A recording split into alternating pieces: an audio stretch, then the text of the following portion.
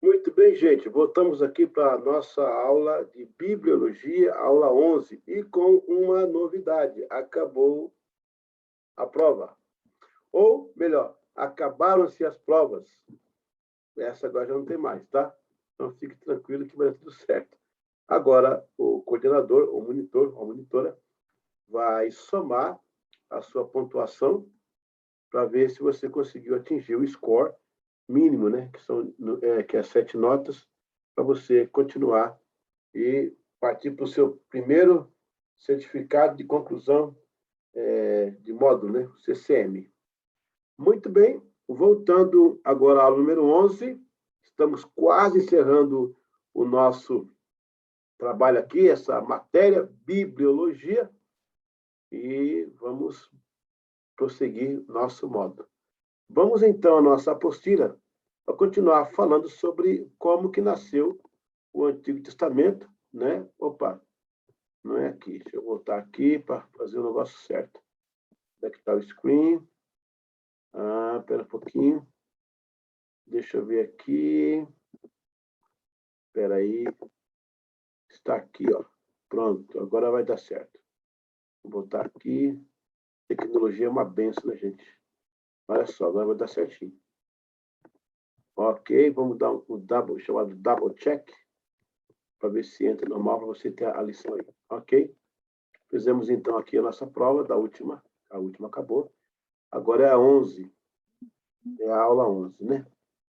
Vamos lá. Documentos paralelos, fragmentos 2.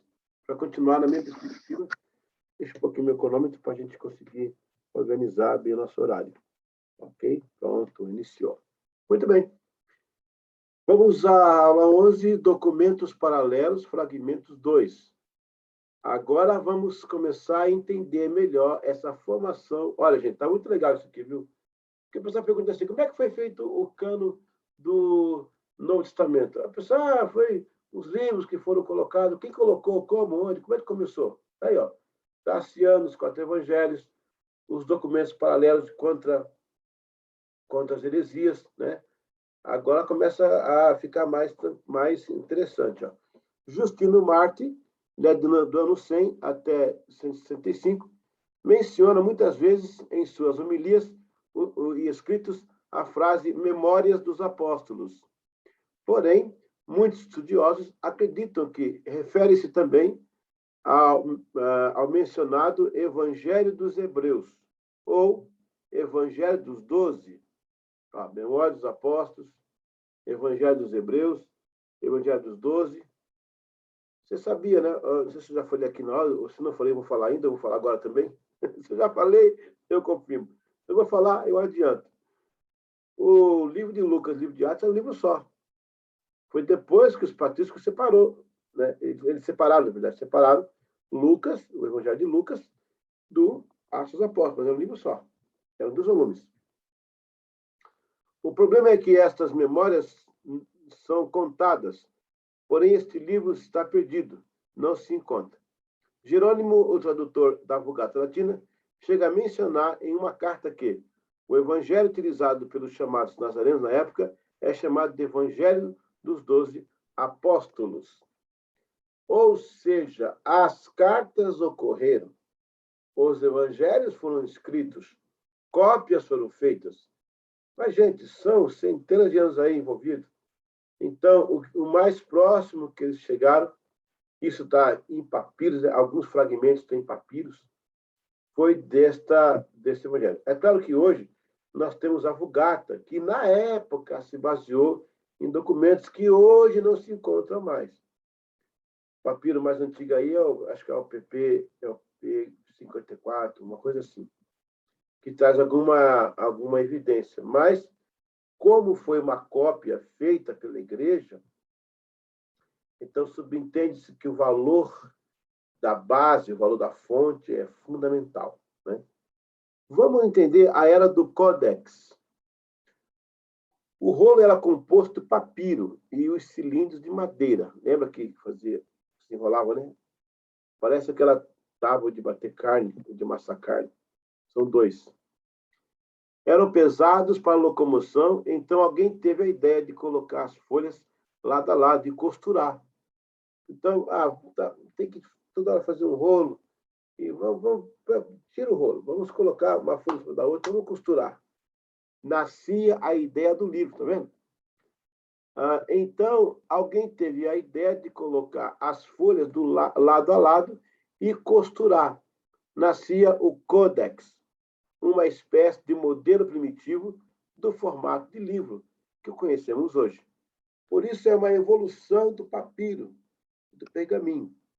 Essa substituição deu-se, em grande parte, pelas comunidades cristãs primitivas, pelo volume do tráfego desses manuscritos. Assim, a produção de cópias eram confeccionadas e costuradas em blocos, o códex. São pelo menos 21 códex registrados na história da bibliologia. Então, gente, presta atenção aqui numa coisa.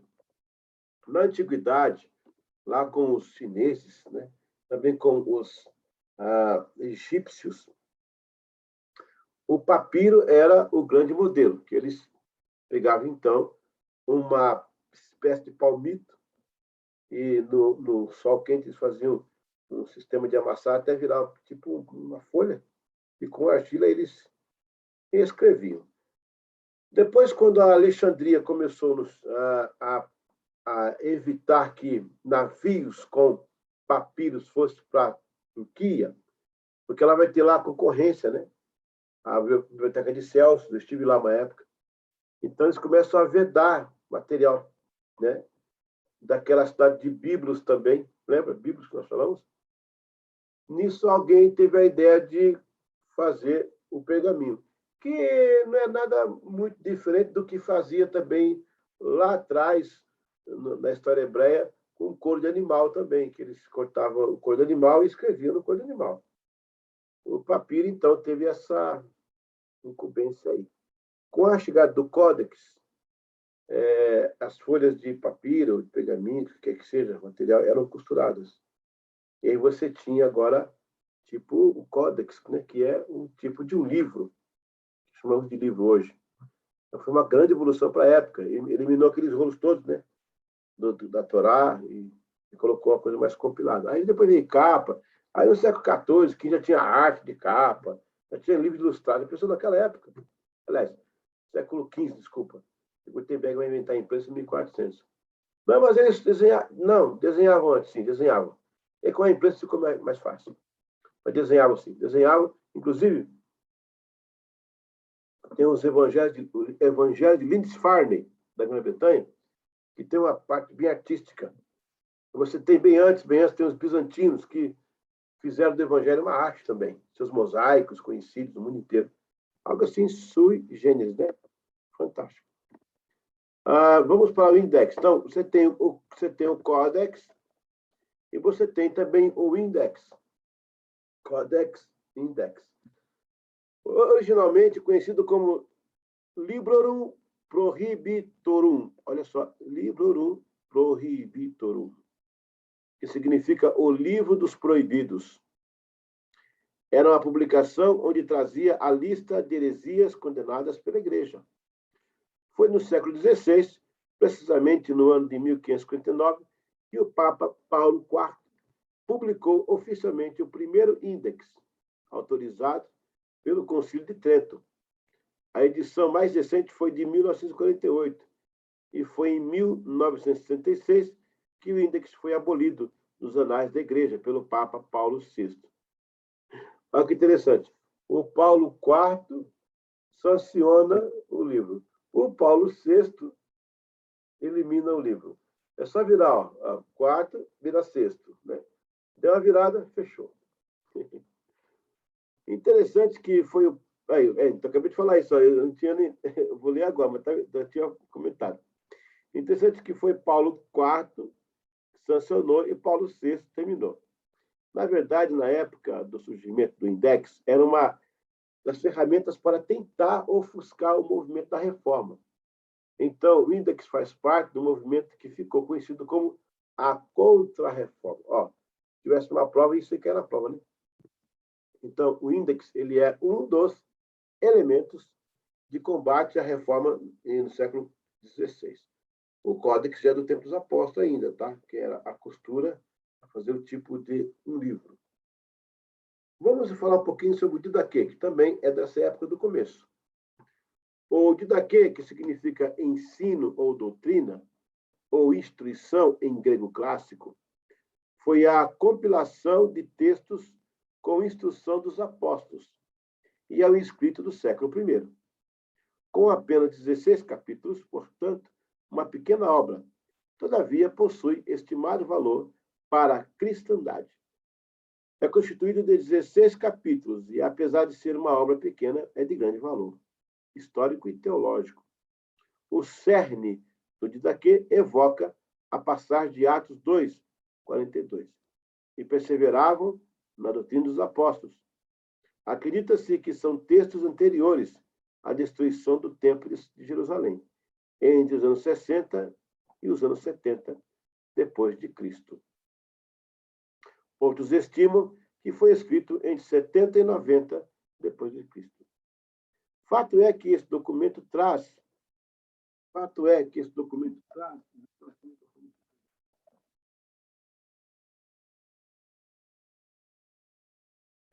de uma espécie de catequese que circulava grandemente entre as comunidades cristãs do primeiro século e servia como uma espécie de lecionário para as funções litúrgicas. O que era o lecionário? Vamos aprender. Lecionário era também um códex, um livro, e nele havia as liturgias dos cerimoniais. Nessas liturgias havia também trechos bíblicos próximos que corroboravam aquele tipo de liturgia. O Didaquê, além de trazer isso aí, ele é mais abrangente, ele traz alguns ensinos apostólicos, né? Você vai ver no Didaquê muitas frases, colocações apostólicas, eles vão unir isso à liturgia, digamos que é uma espécie de lecionário mais abrangente. O lecionário ele é restrito à cerimônia mesmo. Didaquê já falava de outras coisas, abrangia a vida social das pessoas, falava sobre a vida até política, ensinos de família, na verdade, eram as palavras dos apóstolos. Eles usavam isso como um dos documentos primeiros da igreja, até porque eles precisavam combater a heresia. É importante notar, gente, que nesse período da igreja, isso eu tenho que repetir para você entender bem esse ponto aqui. Não havia entre eles uma ideia de se fazer um compêndio. Olha, estamos estudando bibliologia. Isso aqui é dentro da característica do Novo Testamento. Não havia entre eles o consenso de se ter, pessoal, vamos criar uma igreja, vamos colocar aqui nome. Vai cantar, vai ter palma ou sem palma? Vai ter presbítero ou diácono, ou só presbítero? Como vai ser o nome da igreja? Onde é que ela vai? Aí já estou falando em termos de templo, né? Que não é, igreja não é templo, igreja é eclesia, né? Chamados para fora e é uma coisa abstrata, mas nossos dias é templo, né? Virou templo. Então não havia entre eles qualquer organização para iniciar uma igreja. Não era o intento deles fazer isso, não era. Não era mesmo. Isso foi esporadicamente. Daí você vê a unção do Espírito Santo movimentando aquela igreja. De certa forma, eles estavam sendo compilados, impelidos, né? Compilados, impelidos pelo Espírito Santo a realizar aquela obra. O fato é que, de uma forma espontânea, o Espírito Santo foi trabalhando de acordo com as circunstâncias. Você vê um povo que ficou ali tendo que se organizar como igreja. Pena que depois, no quarto século, com a chegada de Constantino, a igreja tenha se desviado, porque ele vai juntar o bélico, o político ao religioso. Ele faz da igreja agora uma instituição do governo de Roma. E agora as pessoas eram crentes por causa da religião do imperador. Não era um sinônimo de vida, que você ia morrer na arena, desculpa, sinônimo de morte, que você ia morrer na arena, que você ia ser perseguido, que você ia ser morto. Porque até então, aceitar Jesus era sinônimo de morte. Mas Constantino vem, ele supostamente vê aquele sinal da cruz, ele está com o império totalmente cheio de cristãos, ele tem que se unir a eles, não tem jeito. E agora ele vai instituir a igreja como Estado, dentro do Estado. Isso é um problema, porque vai desviar o foco da igreja. Ela vai começar a sentir o gostinho de luta, de supremacia. Aí chega no século IX, vão coroar Carlos Magno como Império Sacrosanto. Aí a igreja católica estava coroando o rei, tirando reis. Era mais poderosa que o STF, pra você ter uma ideia. Chegava, tirava qualquer um e colocava outra pessoa. Meu Deus, que situação. Bom, mas no começo foi tudo no primeiro amor, não havia desvios. O desvio veio depois. Os primórdios, os pioneiros, os que começaram com o primeiro amor. Eles começaram tentando organizar tudo aquilo. Surgiu um cara pregando contra, eles correram e fizeram uma leitura contra. Mas ele tinha lá uns documentos que eram cartas lá, faltando, e as que faltavam ele metia o pau, pegaram aqui e reuniram 27 cartas. Não somos, essas cartas são nossas, é da igreja, nós vamos defender. Então, aí você vê o evangelho aqui, que eles conseguem reunir quatro evangelhos. Irineu também usou o evangelho, está escrito lá, os evangelhos de Irineu, ele conseguiu também reunir, né? Aí você vai ter o Didaquê, você vai ter o texto Receptus, lá na frente. Você vai ter os códex, são vários códex. Por exemplo, há um códex de Alexandria, Códex Alexandrinos, do V século. Aquele texto de João, que Jesus chega lá no tanque de Betesda, e aí cura aquele homem, e o texto fala que um anjo descia e balançava as águas. Olha, o fenômeno existia. O fenômeno ele existia. Alguém balançava as águas. Mas não dizia que era anjo do Senhor. O fenômeno existia. Isso não está no original. No texto original não está. No V século, um copista achou por bem explicar quem era aquele anjo, o que era aquele fenômeno. E para ajudar, ele não muda o texto, ele só insere o anjo do Senhor. E parece-me que não era bem anjo do Senhor, não, porque ali tinha um deus grego chamado Asclépio, na medicina, e as pessoas devotavam a ele esse sistema de cura. Jesus foi ali para desfazer essas curas, que na verdade era um movimento, quem sabe, do inimigo, para confundir as pessoas. Cristo chega, liberta aquele paralítico e diz: agora é só a cura. Eu não preciso agitar as águas. Não é só uma vez por ano, toda hora eu curo.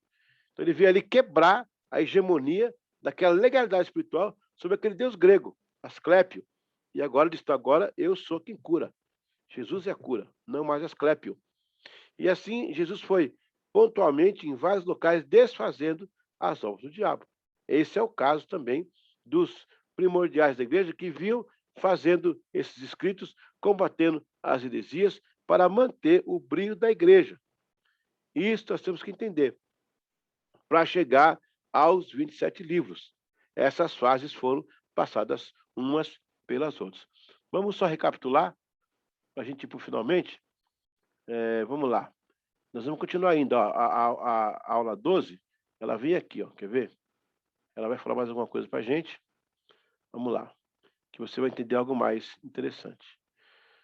Ok. Opa. Tá vendo aí, ó? A Bíblia até nós. Disseminação e impressão. Nós vamos falar mais algumas coisas aqui interessantes. Vamos chegar na confecção da Bíblia, ok? Vamos só recapitular aqui rapidinho. Ok, vamos lá.